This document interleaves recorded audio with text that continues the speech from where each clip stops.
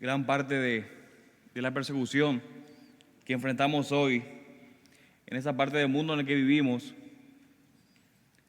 no es el encarcelamiento, tampoco son las ejecuciones, sino que la mayoría de los enfrentamientos, las persecuciones que sufrimos son más bien intimidaciones, pérdidas de derechos, pérdida de libertades, etc. Esa es la clase de sufrimiento que pasamos la mayor parte del tiempo aquí, en este lugar del mundo.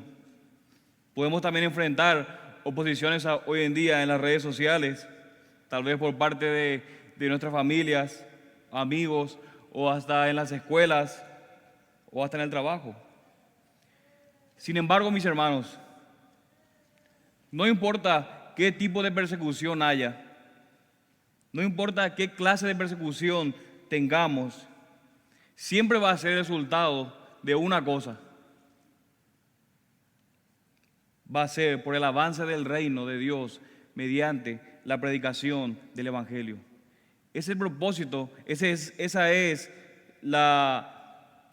el resultado, ese es el mayor tema por el cual encontramos persecución en el mundo. Por el avance del reino de Dios mediante la predicación del Evangelio. Y de esto es que se trata el libro de Hechos que estamos estudiando.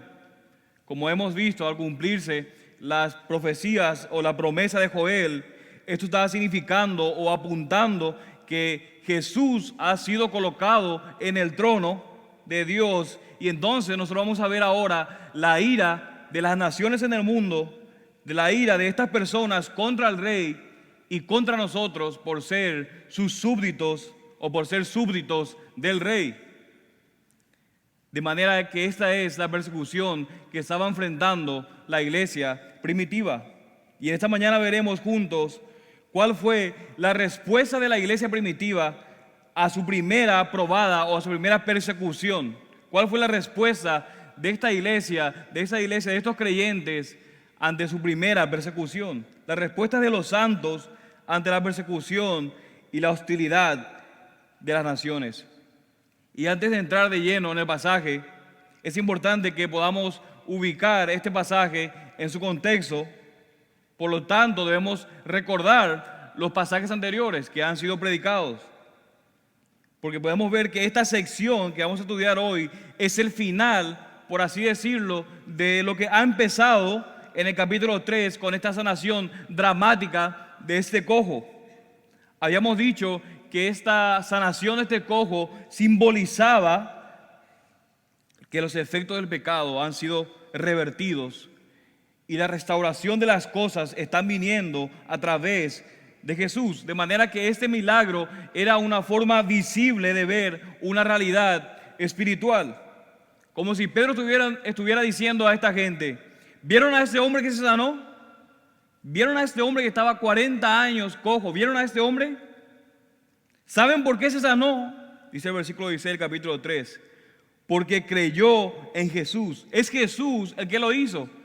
Pero déjenme decirles un poquito más de lo que realmente vino a hacer Jesús. Vino a reconciliarlos con Dios, ya que esta es su necesidad mucho más grande. De manera que eso es lo que estaba apuntando ese milagro. ¿Este hombre necesitaba caminar? Sí, claro que sí necesitaba. Pero necesitaba mucho más todavía ser reconciliado con Dios. Necesitaba más entender que su pecado fuera perdonado por Dios y que ustedes también puedan disfrutar lo mismo. Entonces esto es en esencia el mensaje del segundo sermón de Pedro, que es lo que vemos en el capítulo 3. Pero al entrar al capítulo 4, como bien predicó el pastor César la semana pasada, vemos la manera en que las autoridades habían respondido ante esta situación.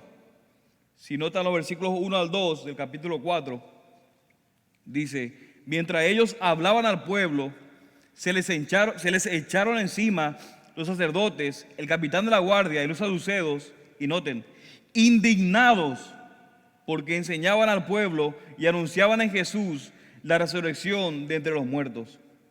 Dice el pasaje que estaban sumamente indignados. Y estaban sumamente indignados porque ellos estaban proclamando la resurrección de Cristo. Así que, ¿qué pasó? ¿Qué pasó con ellos? Lo arrestaron y lo pusieron en custodia hasta el día siguiente. De manera que podemos ver con eso cuál fue la primera reacción o la primera respuesta de estas autoridades que arrestaron a Pedro y a Juan. Ahora, debemos notar que las autoridades todavía no se han puesto tan intensas como se van a poner más adelante. Pero vemos que luego de ser interrogados ante el concilio, vemos que Pedro hace un maravilloso discurso de Jesús, señalando que que el Señor Jesucristo es el verdadero Mesías y que este hombre había quedado sano porque Jesús ha resucitado y por el poder del Señor Jesucristo. Eso es lo que anuncia Pedro con valor ante el concilio. Entonces estos hombres no tenían nada con qué atrapar a ellos, así que lo tenían que dejar ir. Porque ellos estaban viendo que todas las personas, todo el pueblo estaban glorificando a Dios. Así que lo dejaron ir, lo amenazaron, pero vemos también que Pedro de igual manera le dice: nosotros no podemos callar lo que hemos visto y oído. Así que este es el contexto en el que son liberados, y es en este contexto en que vamos a ver en esta mañana esta respuesta a esta persecución.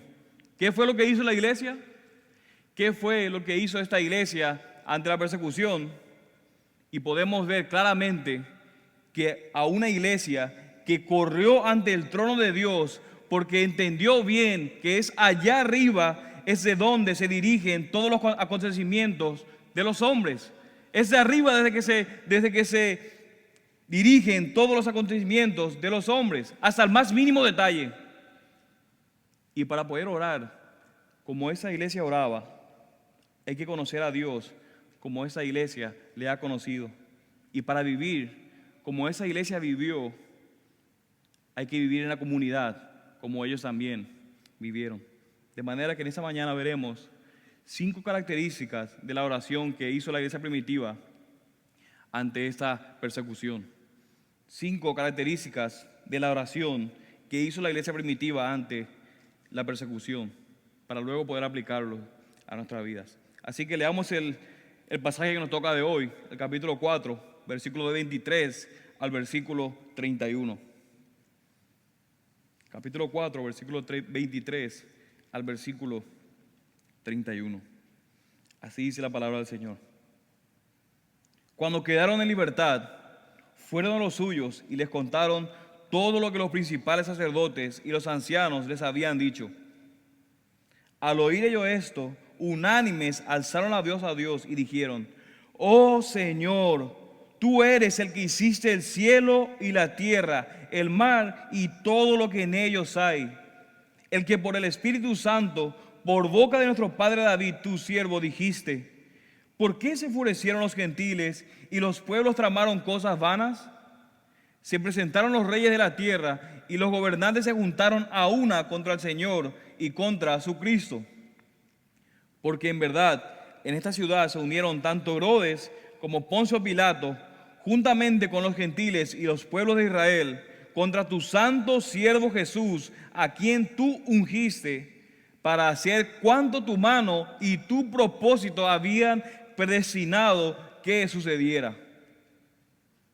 Y ahora, Señor, considera sus amenazas y permite que tus siervos hablen tu palabra con toda confianza, mientras extiendes tu mano para que se hagan curaciones, señales y prodigios mediante el nombre de tu santo siervo Jesús.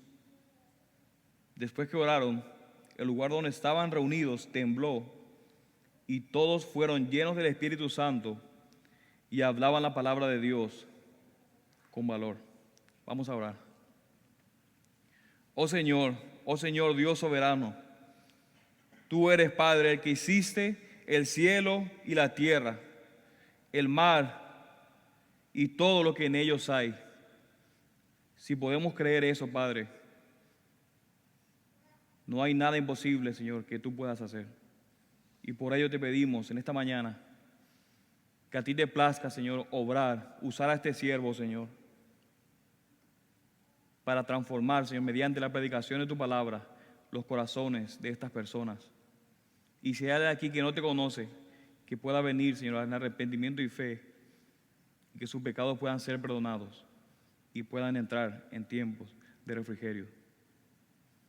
Que tu Espíritu Santo, Padre, pueda predicar, Señor, un mejor sermón de lo que yo puedo hacer en el corazón de estas personas. En el nombre de Jesús oramos. Amén.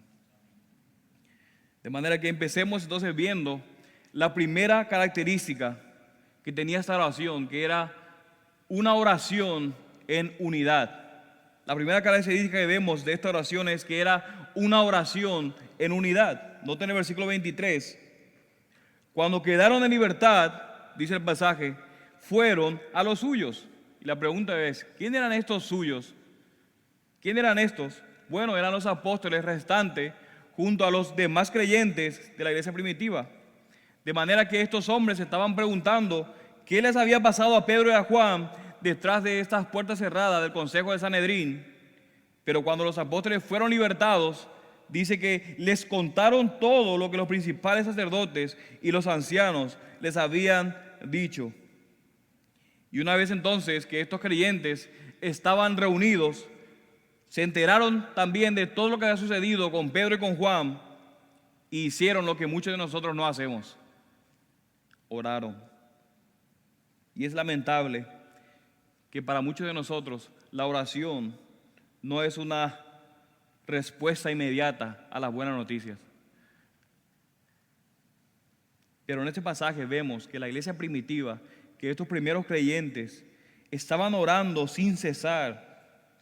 Y esto prácticamente era una respuesta de ellos ante cualquier circunstancia que se les presentaba. Pero noten de nuevo cómo empieza el versículo 23.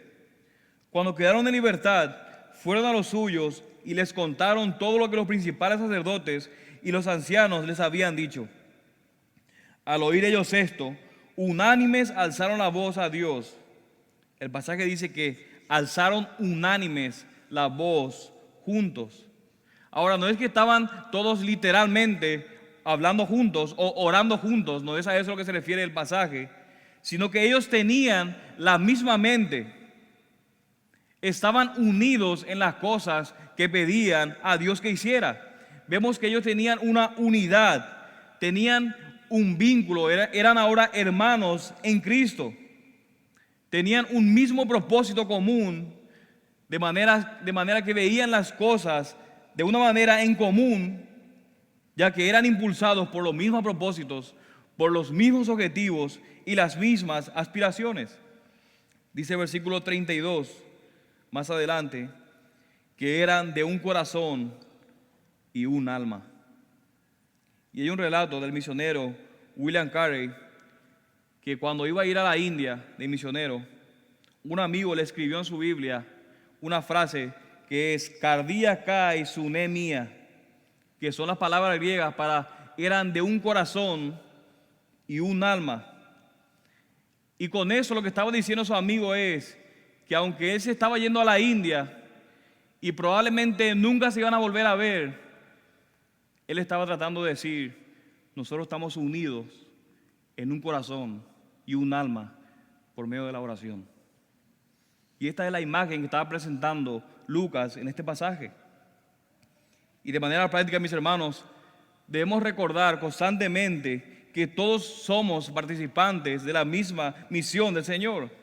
Cuando Pedro y Juan fueron hasta ellos, ¿cómo estaban ellos? Estaban juntos, ellos no estaban esparcidos, no estaban escondidos. De manera que cuando uno de nuestros hermanos o cuando una de nuestras hermanas sufre en nombre del Señor Jesucristo, no solamente debemos tener empatía con ellos, sino que también debemos alentarlos a través de la oración. Por lo tanto, la primera característica que mostraba esta oración o que evidenciaba era la unidad que había entre estos creyentes. Y esto es lo que Lucas está presentando en este verso introductorio. Ahora veamos la segunda característica que vemos en la oración, y es que ellos mostraban una completa sumisión. En esta oración ellos estaban mostrando una completa sumisión. Noten el versículo 24. Dice que alzaron la voz a Dios y dijeron: oh Señor, tú eres el que hiciste el cielo y la tierra, el mar y todo lo que en ellos hay. El que por el Espíritu Santo, por boca de nuestro padre David, tu siervo, dijiste: ¿por qué se enfurecieron los gentiles y los pueblos tramaron cosas vanas?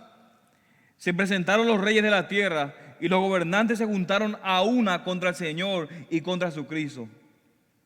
Porque en verdad en esta ciudad se unieron tanto Herodes como Poncio Pilato, juntamente con los gentiles y los pueblos de Israel, contra tu santo siervo Jesús, a quien tú ungiste. Noten lo que dice: para hacer cuanto tu mano y tu propósito habían predestinado que sucediera. Y ahora, Señor, considera sus amenazas y permite que tus siervos, otra vez, hablen tu palabra con toda confianza, mientras extiendes tu mano para que se hagan curaciones, señales y prodigios mediante el nombre de tu santo siervo, de nuevo, Jesús. ¿Pueden notar en esta oración la sumisión de estos creyentes a Dios? ¿Pueden ver la sumisión que tenían ellos a Dios en esta oración? Y noten que esta es la postura de un servidor hacia el Dios soberano. Noten que incluso cuando hacen la descripción de David, noten que dice: tu siervo. Y en el versículo 27, tu santo siervo Jesús. En el versículo 29, permite que tus siervos, en otras palabras, David fue tu siervo, incluso Jesús fue tu santo siervo. Por lo tanto, como ellos fueron tus siervos, aún más nosotros somos tus siervos.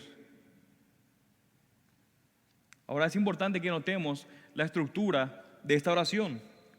Normalmente los creyentes hoy en día, cuando comenzamos nuestras oraciones, ¿cómo lo hacemos? Con peticiones. Pedimos a Dios, pidiendo y pidiendo a Dios. Sin embargo, esa iglesia primitiva no comenzó con peticiones, sino que vemos que ellos comenzaron exaltando a Dios por su carácter inigualable. Noten lo que dice: oh Señor, tú eres el que hiciste el cielo y la tierra, el mar y todo lo que en ellos hay. Y es importante que notemos que esta palabra Señor que está utilizando no es una palabra usual. No es la palabra Señor que normalmente usan en la Biblia, como Adonai en el hebreo o en el griego Kyrios. En realidad la palabra que usa aquí es una palabra bastante rara. Es la palabra déspota en griego. Déspota es la palabra que está utilizando ahí. Es la palabra que aquellos en Jerusalén asociarían fácilmente con un dueño de esclavos. Por lo tanto, ellos no se presentan ante Dios y le dicen: oh Padre, sino que usan esta otra palabra, déspota. Por lo tanto, esta palabra es una que transmite un poder, soberanía y control absoluto. Esto es lo que está transmitiendo esta palabra, un control soberano absoluto de parte de Dios. Y esto era exactamente lo que ellos necesitaban por la situación en la que se encontraban. Ellos no necesitaban una terapia de consejería o de psicología para que puedan tranquilizarse de los miedos que tenían por la persecución, sino que necesitaban saber: ¿es realmente nuestro Dios más fuerte que este concilio? ¿Es nuestro Dios más fuerte que este Sanedrín? ¿Es nuestro Dios más fuerte que el imperio romano? Ellos dicen: Él es el creador, el que dijo que haya y hubo, quien hizo nacer el cielo y la tierra y el mar y todo lo que contiene, ex nihilo, de otra palabra, de la nada, por la palabra de su boca. El Dios soberano absoluto, el Señor Dios soberano absoluto. De manera que estos cristianos dieron la gloria y el honor a Dios como el soberano, como el creador del universo. Por lo tanto, podemos ver que esta oración mostraba la unidad de estos creyentes, pero también mostraba la completa sumisión al Dios que es el absoluto soberano. La sumisión y la unidad. La tercera característica que vemos en esta oración es que también era una oración bíblica. Era una oración bíblica. A menudo escuchamos que cuando alguien dice algo que está de acuerdo con las Escrituras, nosotros decimos, eso es algo bíblico. Lo que está diciendo es algo bíblico. Pero aquí no solamente es algo bíblico lo que están diciendo, sino que también es textual. Textualmente están citando la Biblia. Si se fijan en sus Biblias, notarán que la parte B del versículo 25 y todo el versículo 26 está colocado de una manera diferente. ¿Lo pueden notar? Lo que esto significa es que está citando un pasaje del Antiguo Testamento. De manera que después de adorar y reconocer a Dios por su poder y su soberanía, ahora también están citando las Escrituras. Están citando parte del Salmo 2.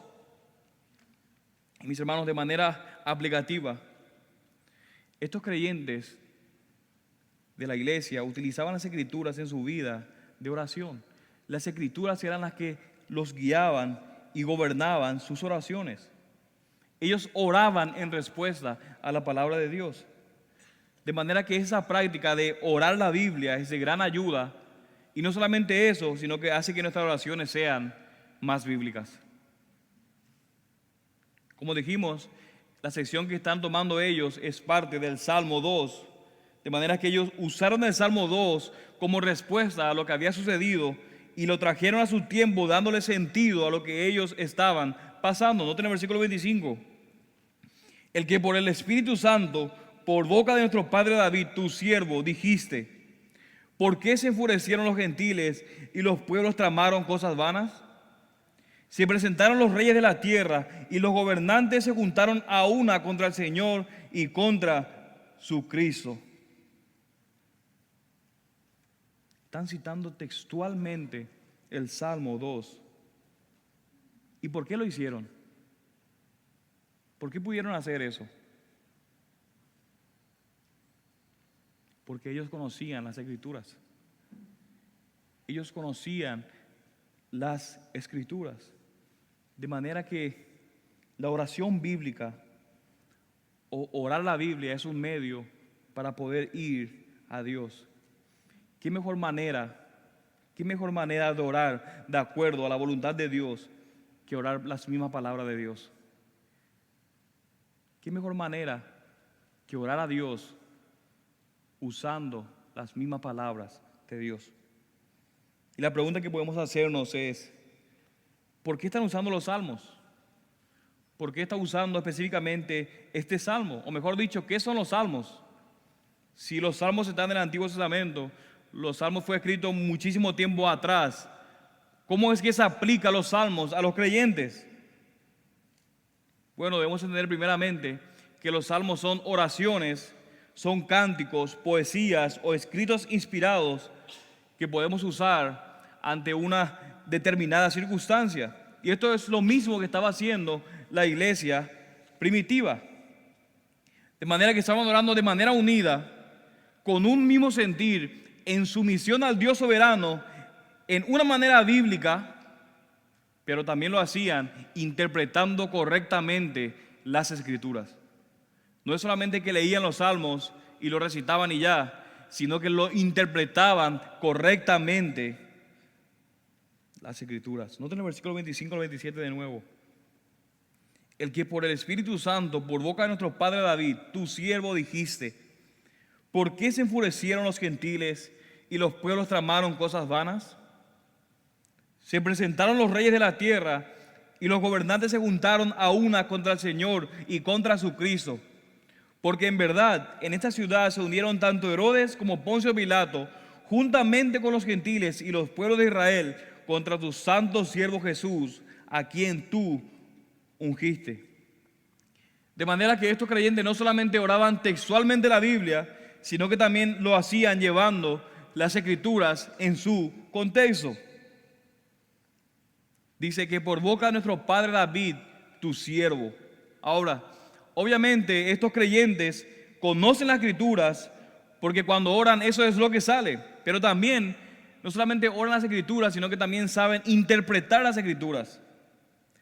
¿Se acuerdan esos discípulos camino a Maús cuando Cristo se les aparece y qué les dice? Les explica que todo lo que había en la ley y los profetas, todo se trataba acerca de ¿quién? De Jesús. Jesús le dice que todo apuntaba a Él. Entonces vemos que ellos ya han aprendido que todo lo que hablan en el Antiguo Testamento estaba apuntando a Cristo, de manera que ellos lo están aplicando constantemente a sus vidas. ¿Se acuerdan cuando Pablo predicó en Pentecostés? Cuando citó el Antiguo Testamento, cuando citó Joel, él lo aplicó, apuntando a Cristo y viendo que esto se estaba cumpliendo. Ahora habían aprendido a hacer eso. De manera, quiero que vayan al Salmo 2 por un momento, para que vean no solamente lo que citan, sino que también podamos entender todo lo que dice este Salmo. Noten el Salmo capítulo 2.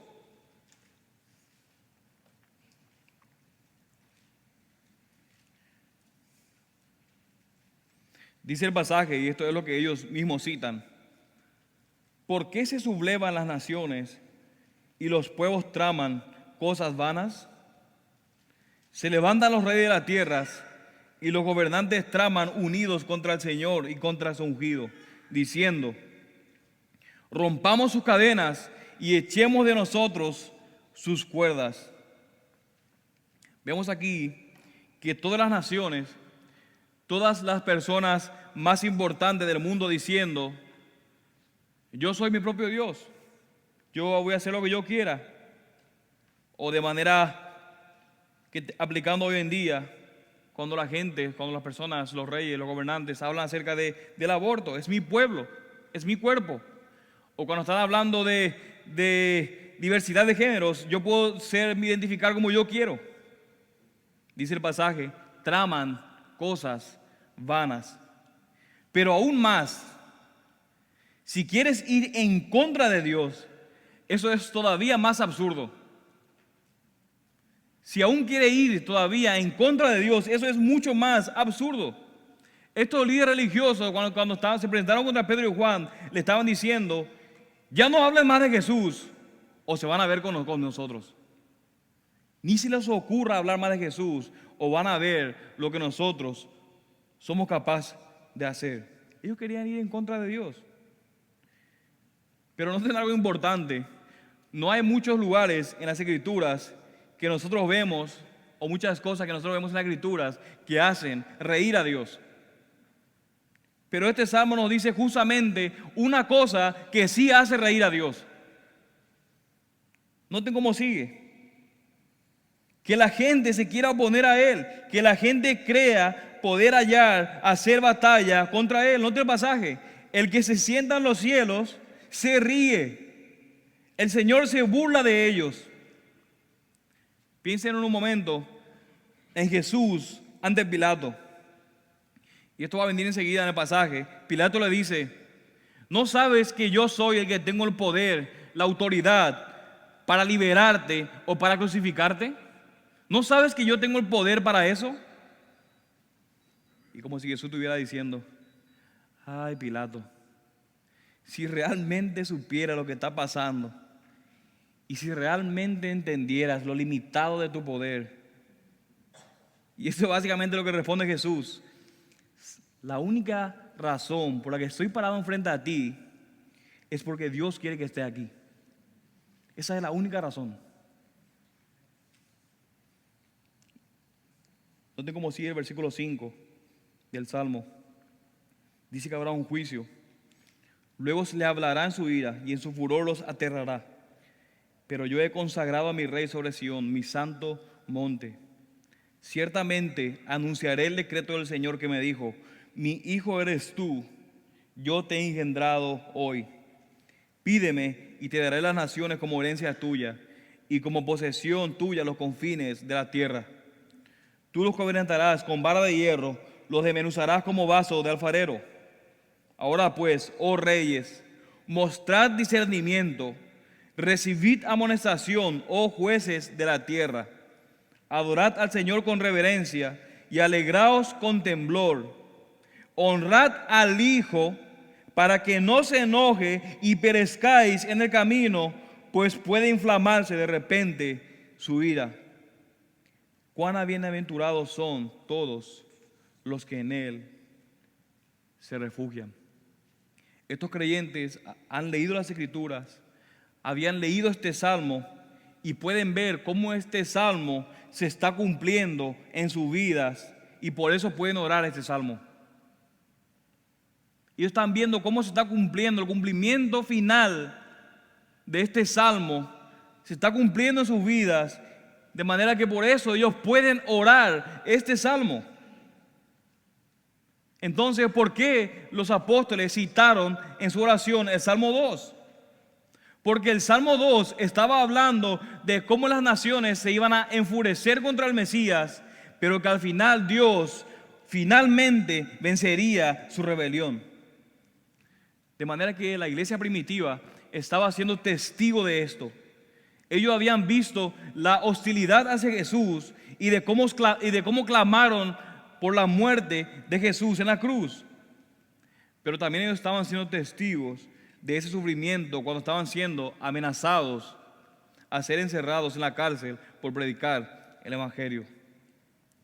Pero por otro lado, también habían sido testigos del triunfo del Señor sobre la muerte en su resurrección. Por lo tanto, este Salmo, el capítulo 2, le estaba recordando a estos creyentes la victoria que Dios tendría al final contra la oposición. Y no solamente eso, sino que lo estaba alentando a seguir siendo fieles al ungido de Dios, que al final vencería la rebelión humana. Mis hermanos, en este salmo, la iglesia encontró consolación, porque el Dios soberano tiene hasta esta persecución que ellos estaban pasando bajo su control soberano. Ellos estaban viendo cómo las Escrituras se aplican para esta persecución y oposición que ellos estaban teniendo.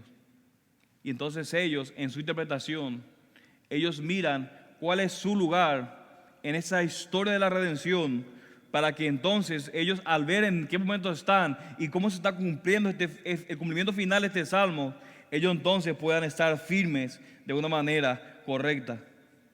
Pero fíjense ahora cuál era su esperanza. Anoten el versículo 28.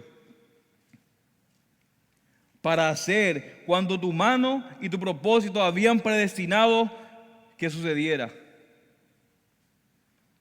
En otras palabras, Dios no solamente conoce el futuro, sino que también ha ordenado todo lo que sucede en la historia del mundo. Dios no solamente conoce lo que sucede en el mundo, sino que también Dios ha ordenado todo lo que sucede en la historia del mundo.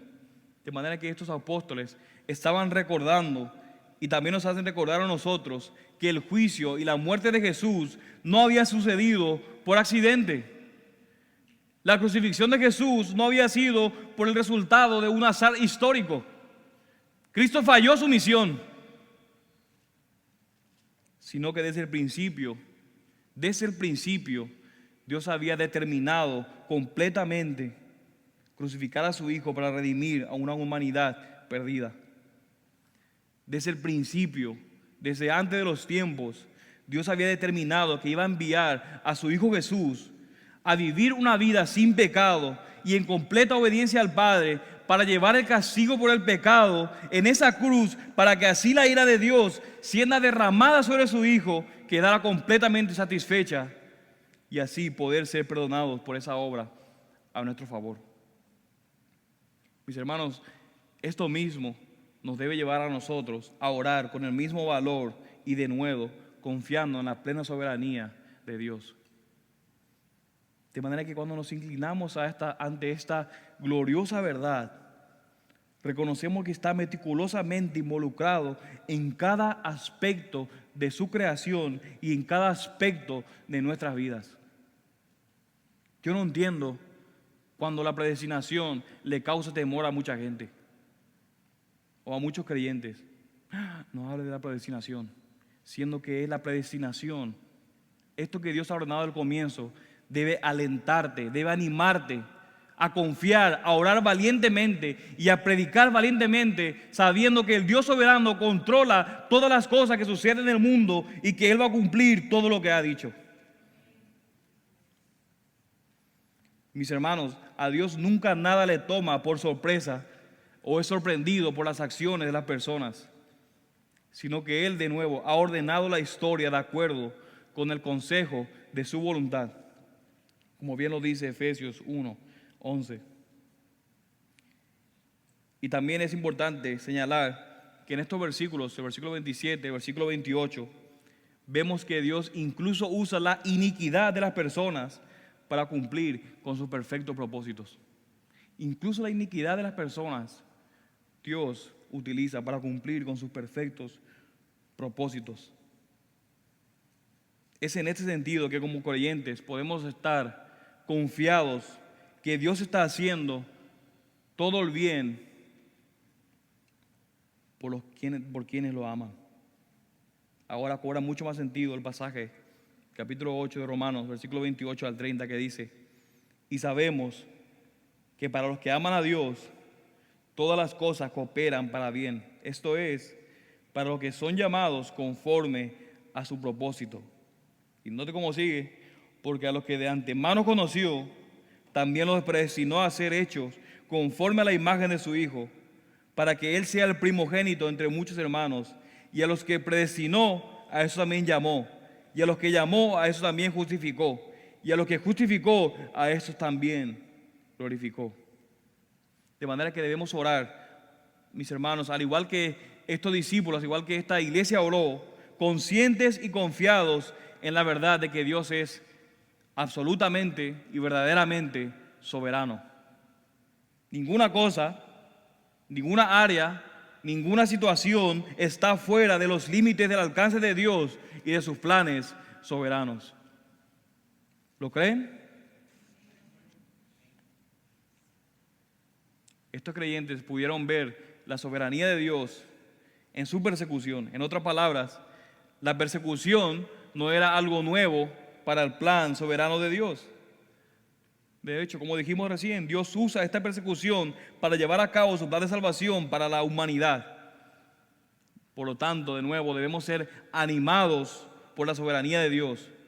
Y cuando vemos este mundo y cuando vemos que parece que está llegando a un caos, cuando están hablando de calentamiento global y de todas esas cosas, podemos confiar en que Dios es soberano y que Él está cumpliendo su plan. Estos discípulos, estos creyentes, pudieran haber pensado que al ver al Señor Jesucristo siendo arrestado, siendo crucificado, que a este rey que Dios escogió está siendo asesinado, ellos pudieran pensar que todo el plan de Dios se estaba echando a perder. Sin embargo, Dios está usando la persecución en contra de su propio Hijo por los gentiles y judíos para traer salvación a este mundo. De manera que ellos están viendo la soberanía de Dios, pero también están viendo su responsabilidad. Están viendo la soberanía de Dios, pero también su responsabilidad. Y eso nos lleva a la quinta característica, que también está en una oración que espera respuesta. Es una oración que espera respuesta. Y quiero que noten que esta oración, que en este pasaje, una característica sorprendente de esta oración es que esos creyentes nunca le pidieron a Dios que le quite esas persecuciones. Búsquenlo ahí en el pasaje. Pueden encontrar que ellos están pidiendo: Señor, quítame de estas persecuciones. Más bien, note lo que hicieron en el versículo 29. Y ahora, Señor soberano absoluto, considera sus amenazas y permite que tus siervos hablen tu palabra con toda confianza o valentía. Esto sí que es digno de imitar. Le estaban pidiendo a Dios que se le concediera hablar la palabra de Dios con valor, en vez de pedir que le quiten el sufrimiento y la persecución que estaban recibiendo, mientras Dios seguía obrando a través de ellos y alrededor de ellos. En otras palabras, estaban orando: Señor, frente a la oposición, por favor, que no nos dejemos debilitar, que no nos dejemos comprometer por lo que está sucediendo. Por favor, Dios soberano y absoluto, sigue trabajando en tus propósitos y permítenos ser parte de tus propósitos y planes soberanos. Estos cristianos de la iglesia primitiva conocían claramente cuál era su debilidad. Ellos conocían claramente su debilidad. No vean en ellos como si fueran ellos unos mega creyentes. Ellos conocían su debilidad. De manera que por eso les importaba mucho más el éxito y la expansión del evangelio por encima de su propia comodidad física. Pero una pequeña aclaración, mis hermanos. No está mal orar contra el sufrimiento y la persecución. No está mal que nosotros oremos para que Dios deje de hacer eso, que dejemos de pasar por eso. Pero el asunto es que nunca nos debe importar más nuestra comodidad que la difusión del evangelio. Nunca nos debe importar más nuestra comodidad que la difusión del evangelio. No podemos dejar de compartir el evangelio y expandir el mensaje solo por miedo a nuestra comodidad. No podemos hacer eso. De hecho, el miedo es a menudo un arma peligrosa que el mundo usa y ejerce contra la iglesia. Podemos ver que el pueblo de Dios venía enfrentando amenazas y particularmente en naciones que no protegen la libertad como nosotros tenemos ahora, también en las naciones donde supuestamente tenemos libertad religiosa. Podemos ver que los creyentes constantemente enfrentan amenazas en lugares donde son perseguidos, pero también en lugares donde supuestamente tenemos libertad religiosa. Por lo tanto, mientras podemos pedir por protección, también debemos pedirle a Dios, como lo hizo la iglesia primitiva, que Dios nos conceda la fuerza para soportar los peligros que conlleva ser un ministro fiel del evangelio. Mis hermanos, nuestra misión importa mucho más que nuestra seguridad. Nuestra misión como ministros del evangelio importa mucho más que nuestra seguridad y nuestra comodidad. Jesús mismo lo había dicho, el mundo los odiaría.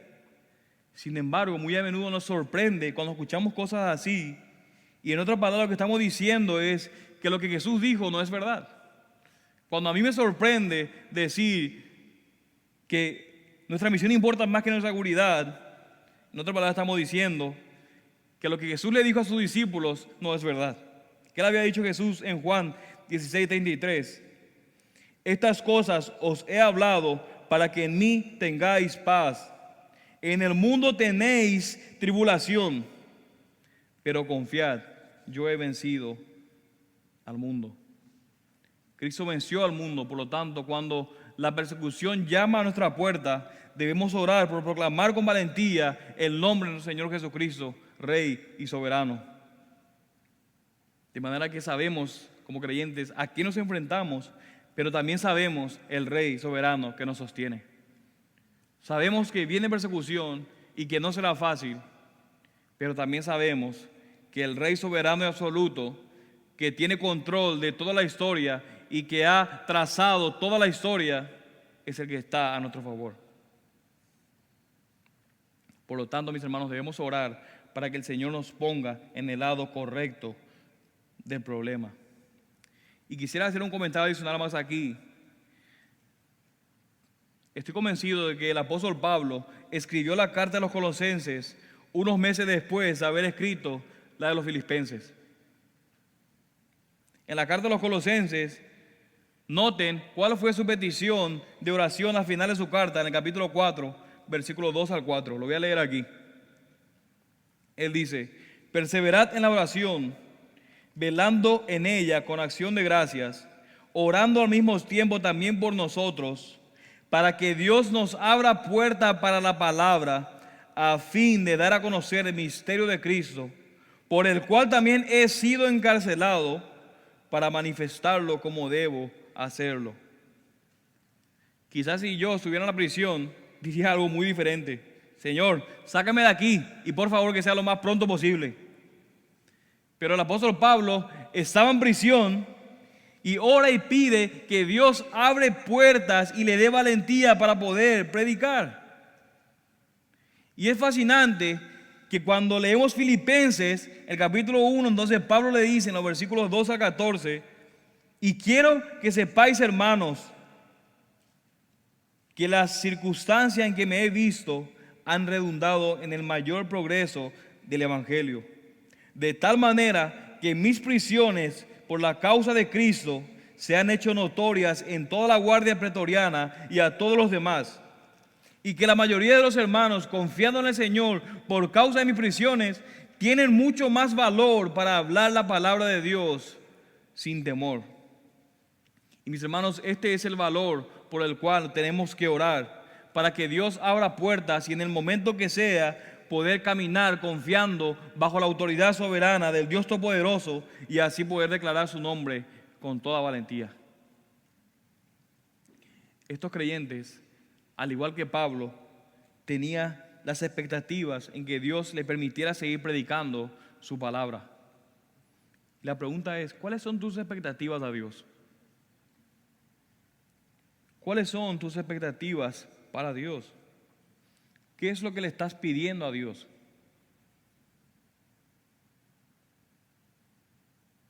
¿Qué parte de tu vida estás expectante que Dios transforme? Mis hermanos, porque estos creyentes estaban esperando verdaderamente que Dios les continúe dando la valentía para seguir predicando. Y note también, como sigue el versículo 30, mientras extiendes tu mano para que se hagan curaciones, señales y prodigios mediante el nombre de tu santo siervo Jesús. Noten que ellos no le están pidiendo a Dios que haga cosas sobrenaturales, sino que ellos están asumiendo que Dios va a hacer esas cosas. Ellos están asumiendo eso, de manera que le están pidiendo a Dios que mientras Dios continúa confirmando su mensaje a través de estos milagros de misericordia, ellos pudieran seguir predicando fielmente. Y mis hermanos, en este pasaje, en esta sección, no solamente tenemos las características de esta oración, sino que también nos presenta la respuesta de esta oración. Noten el último versículo. Después que oraron, el lugar donde estaban reunidos tembló, y todos fueron llenos del Espíritu Santo y hablaban la palabra de Dios con valor. Ahora, este pequeño pasaje, este pequeño incidente, pudiera parecer algo que fuera algo completamente incidental nada más. Sin embargo, vamos a ver que este pasaje o lo que ha acontecido está cargado de importancia teológica. Y rápidamente consideremos, mis hermanos, otros eventos en la Escritura que registran temblores en el suelo. ¿En qué otros lugares habían pasado temblores? Por ejemplo, cuando Isaías se encontró con Dios en su trono en el templo, dice Isaías 6:4, se estremecieron, temblaron los simientes de los umbrales a la voz del que clamaba, y la casa se llenó de humo. Vemos aquí cómo la tierra, los cimientos temblaron cuando Isaías se encontró con Dios.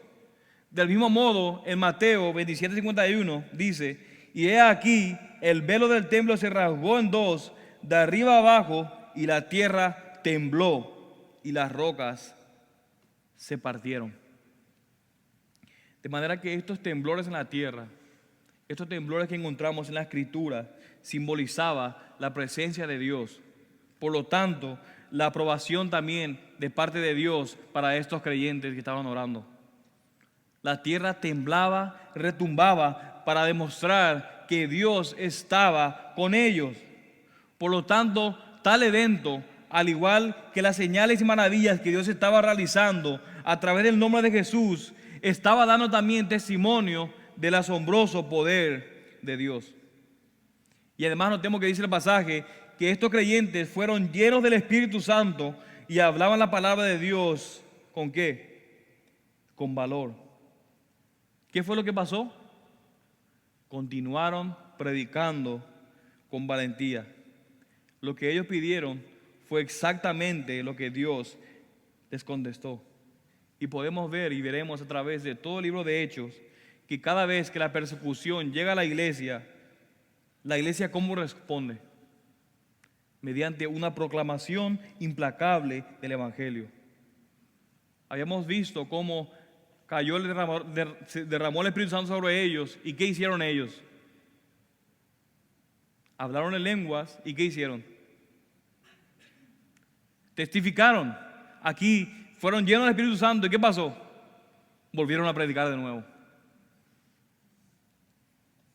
De manera que tal audacia, tal valor es una marca del cristianismo verdadero y también de la llenura del Espíritu Santo. ¿Dices estar lleno del Espíritu Santo? Debes verte predicando la palabra con audacia y valor todo el tiempo.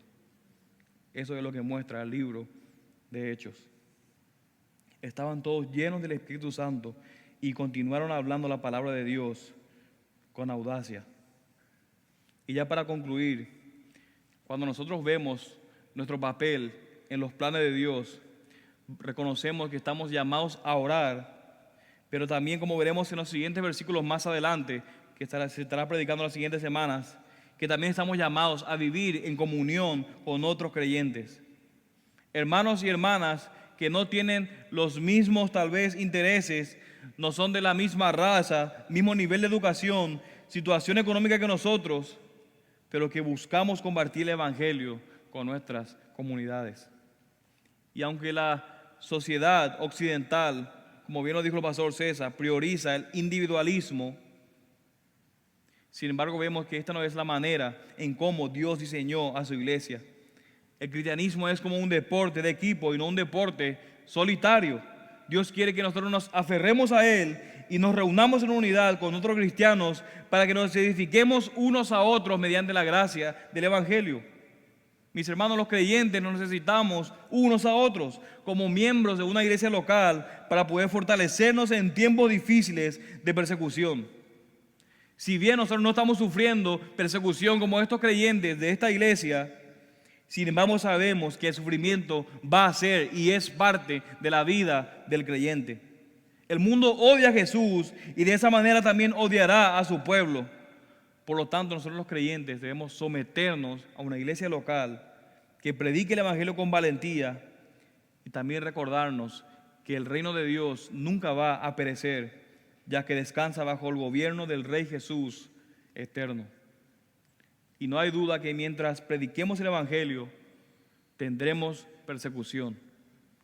Mientras prediquemos el Evangelio, vamos a tener persecución. Y debemos estar preparados porque la iglesia va a enfrentar esto. Pero que cada vez que nos enfrentemos a la hostilidad y persecución, podamos pedir a Dios que nos dé el valor y la valentía para poder seguir predicando el Evangelio de Dios. Mis hermanos, nosotros tenemos al Espíritu Santo de Dios morando en nosotros. Estamos predicando el único camino de salvación. Estamos caminando con Cristo. Por lo tanto, tenemos que predicar lo que hemos visto y oído. No podemos quedarnos callados. Y por último, hermanos, los hombres no pueden tramar mal contra ti. Los hombres pueden tramar contra ti, pueden tramar contra mí, pueden tramar contra su iglesia, pero al final lo único que ha de acontecer es aquello que Dios ha determinado desde toda la eternidad. Y esto es verdad acerca de tu salud, esto es verdad acerca de un accidente aéreo, acerca de un accidente de carro, es verdad acerca de una situación familiar, es verdad acerca de una situación con tus hijos, de una situación matrimonial. Dios escribe tu historia y la mía. Y es por eso que Dios dice: no temas, porque yo te he redimido, te he llamado por tu nombre. ¿Quién tú piensas que te creó? ¿Quién te llamó? ¿Quién te salvó? ¿Quién te está santificando? ¿Y quién te va a glorificar? Soy yo, tu Señor. No temas, yo te he redimido. Mío eres, dice Dios. Cuando pases por las aguas, no te anegarán. Cuando pases por el fuego, no se abrasarán. ¿Por qué? Porque yo soy tu Dios, el Santo de Israel. Escucha, yo soy tu salvación. Confía en mí, he dado a mi Hijo, te he dado muestra, te he dado evidencia. Tengo el poder, tengo el derecho, tengo la soberanía, tengo el cuidado providencial. y aún dudas. ¿No me crees? Oh Señor, que tu pueblo pueda conocerte como tú eres, como tú quieres ser conocido. Oh Señor, que nosotros podamos confiar plenamente en ti y solamente en ti. Que podamos entender que no hay planes contra mí, que no hay planes míos, que no hay planes de otros, que tú no estés entretejiendo en tu historia para hacerlo concluir en algún lugar de mi historia, en la plenitud de tus tiempos, en mi vida. Mis hermanos, no quiero vivir así, no quiero vivir en desconfianza. Él es tu salvación, Él es tu Redentor, Él es tu Señor y Él es tu Dios. Y mi amigo no creyente que estás aquí, tú eres como las naciones que piensan cosas vanas. Puedes creer que no necesitas a Dios e incluso puedes pensar en querer ir contra Dios. Pero déjame decirte, como el Salmo 2 lo dice, el que se sienta en los cielos se ríe, el Señor se burla de ellos. Mi amigo, si no te arrepientes de tus pecados, la ira del Señor vendrá sobre ti y vas a perecer por la eternidad. Por lo tanto, como dice el pasaje, recibid la amonestación, arrepiéntete de tus pecados y cree en el único Hijo, cree en el Hijo como el único que puede salvarte. Porque como dice, cuán bienaventurados son todos los que en Él se refugian. El que tenga oídos para oír, yo he rogado que haya escuchado la voz de Dios. Vamos a orar. Oh Señor, Dios soberano absoluto, tú eres, Padre, el Creador. Tú eres el que hiciste el cielo y la tierra, el mar y todo lo que en ellos hay. Padre, quien por el Espíritu Santo, por boca de nuestro Padre David, tu siervo, dijiste: ¿por qué se enfurecieron los gentiles y los pueblos tramaron cosas vanas? Aunque podemos ver que los reyes de la tierra se presentan y los gobernantes se juntan a una contra ti y contra tu Hijo, podemos confiar, Padre, que tu mano y tu propósito había predestinado que todo sucediera. Y ahora, Señor, te pedimos que tus siervos puedan hablar tu palabra con toda confianza y valentía, Señor. Que nos permita, Señor, hablar con toda confianza y valentía mientras extiendes tu mano para seguir salvando pecadores por medio de la predicación de tu palabra.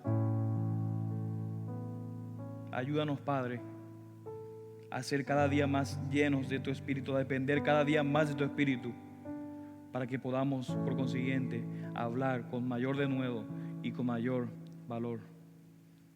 En el nombre de Jesús oramos. Amén.